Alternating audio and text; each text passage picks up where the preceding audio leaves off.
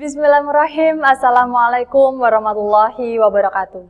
Halo teman-teman, saya Faiza Ayu. Dalam kesempatan kali ini kita akan belajar terkait retensi penonton yang ada di YouTube. Mungkin teman-teman di sini sudah pada tahu terkait retensi penonton. Tetapi ada juga nih mungkin teman-teman yang baru terjun di dunia per-YouTubean ingin tahu terkait retensi penonton dan bagaimana sih efek samping yang bisa kita dapatkan dari retensi penonton. Untuk itu, saya ada sebuah gambaran buat teman-teman di sini mengenai apa itu retensi penonton. Saya punya sebuah PowerPoint yang nantinya akan menjadi gambarannya teman-teman dalam memahami apa itu retensi penonton dan bagaimana wujud dari retensi penonton. Jadi, retensi penonton itu merupakan sebuah kemampuan videonya kita itu dalam apa? Dalam mempertahankan penontonnya kita. Atau dalam hal ini biasa kita sebut seperti audiens ataupun viewersnya kita. Kita mencoba mempertahankan mereka dalam jangka waktu tertentu. Dalam jangka waktu di sini itu bisa dari durasi kontennya kita, teman-teman. Kita mengharapkan mereka itu stay atau bertahan di konten videonya kita itu sampai durasi kontennya kita itu sampai berakhir. Oleh karenanya, kalau teman-teman perhatikan di bagian sisi sebelah kanannya teman-teman, di situ ada yang namanya sebuah grafik. Ternyata grafik ini bukan hanya sebuah grafik semata, teman-teman. Bukan hanya sebuah grafik yang bisa kita buat seenaknya kita. Tidak, ternyata grafik ini merupakan gambaran dari retensi penonton. Jadi grafik ini kalau teman-teman coba perhatikan, dia ada yang lurus, kemudian ada yang naik, kemudian ada yang turun. Ada lagi kalau teman-teman perhatikan, di situ kan ada dua grafik nih teman-teman. Kalau teman-teman perhatikan pada grafik yang berwarna ungu di sini atau biru, biru di sini dia memiliki grafik yang naik turun, tetapi dia stagnan, tidak yang langsung naik kemudian dia turun, tapi dia stagnan, melainkan dia berirama. Di sini kita sebutnya dia berirama, teman-teman. Sama halnya dengan si videonya kita di channel YouTube, dia itu juga ada naik turunnya tergantung dari kontennya kita. Biasanya naik turun itu dipengaruhi oleh apa sih, Kak? Naik turun dari kontennya si YouTube itu dipengaruhi dari beberapa faktor, teman-teman. Banyak faktor yang akan mempengaruhi dari retensi YouTube-nya teman-teman. Bisa jadi dari kontennya teman-teman, kemudian bisa jadi dari durasi ataupun dari kualitas kontennya teman-teman. Untuk itu kita coba lihat retensi penonton teman-teman. Nah, untuk teman-teman bisa memahami bagaimana retensi penonton itu seperti apa, coba kita langsung studi kasus, langsung praktek di channel YouTube. Di sini saya punya channel YouTube yang saya kelola. Bentar, saya bukakan terlebih dahulu. Kita buka YouTube. Kalau secara luaran kita tidak bisa tahu dari grafiknya kita. Tetapi di manakah kita akan melihat grafiknya kita akan coba temukan, teman-teman. Kita bisa menemukan analisis dari retensi penontonnya kita kira-kira di mana nih, teman-teman?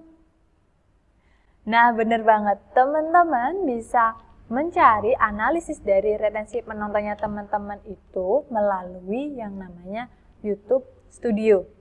YouTube Studio merupakan layanan dari YouTube. Jadi layanan yang disediakan oleh si YouTube.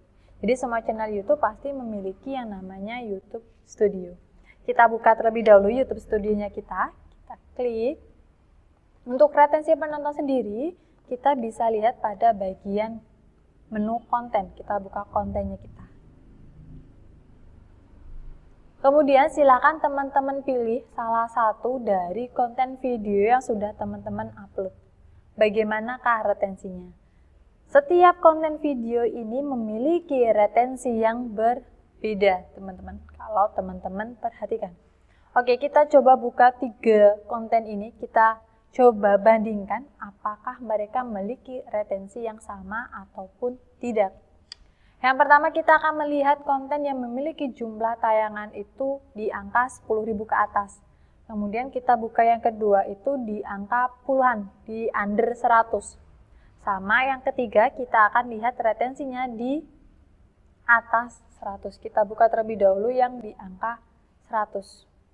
Kalau teman-teman ingin buka retensi penonton, silakan buka pada menu bagian analisis. Kemudian retensi penonton itu ada di bagian ringkasan. Coba teman-teman scroll ke bawah. Nah, kontennya kita berada di 5 menit 12 detik. Retensi penontonnya kita adalah 5 menit 12 detik. Dari sini terlihat ini yang namanya retensi penontonnya teman-teman. Berapa persen mereka stay di kontennya teman-teman. Kalau kita perhatikan retensi penontonnya kita untuk kontennya kita resep kikil itu dia bagus. Dia masih di angka apa? 64% penonton masih menonton di kisaran 30 detik kontennya kita.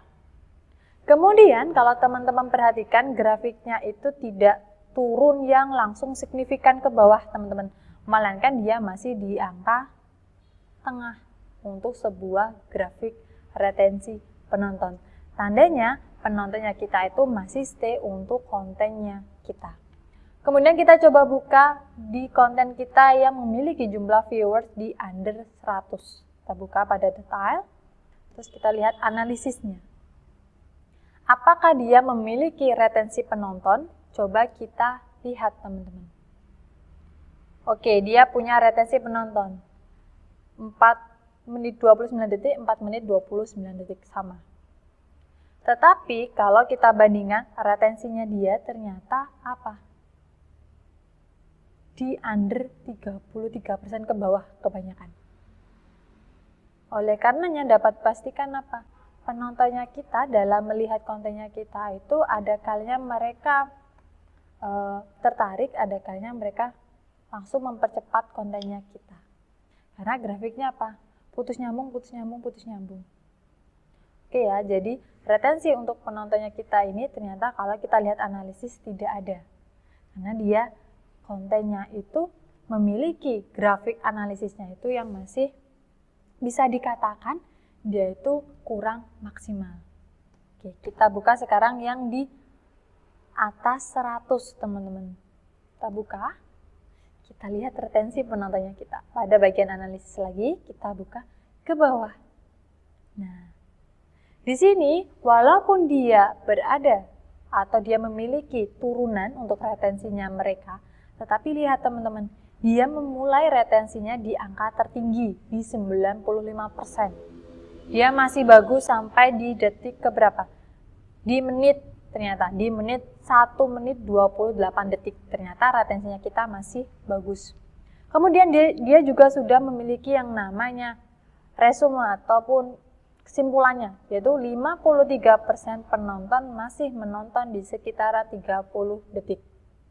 Jadi dapat dipastikan ternyata penontonnya kita itu masih memiliki rasa penasaran terhadap kontennya kita itu di detik 30 maksimal.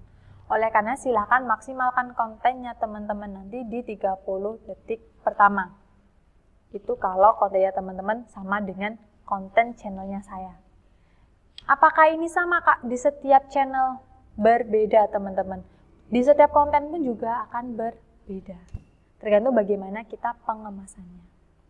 Jadi gimana caranya teman-teman bisa mempertahankan retensi penontonnya teman-teman itu agar apa? Agar penontonnya teman-teman tidak menghilang dari kontennya teman-teman. Sekian dari saya terkait retensi penonton. Jangan lupa teman-teman selalu checking mengenai retensi penonton di kontennya teman-teman.